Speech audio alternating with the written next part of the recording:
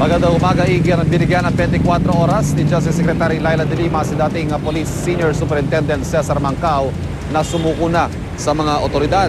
Bagamat sinabi ni Mancao sa kanya mga interview sa telebisyon at radyo na pinag-iisipan niya ito, ay hindi siya nagpakita kahapon.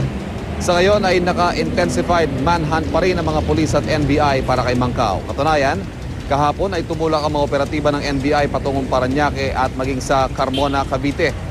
Ayon sa source ng GMA News, sa NBI na kasama sa grupo, walang malinaw na tip o anumang impormasyon ng NBI sa eksaktong kinaroroonan ni Mancao.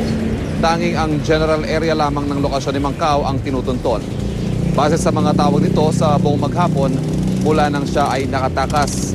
Nagtanong-tanong ang grupo sa mga tao sa mga lugar na pinuntahan nila, pero bigo silang mahanap si Mancao.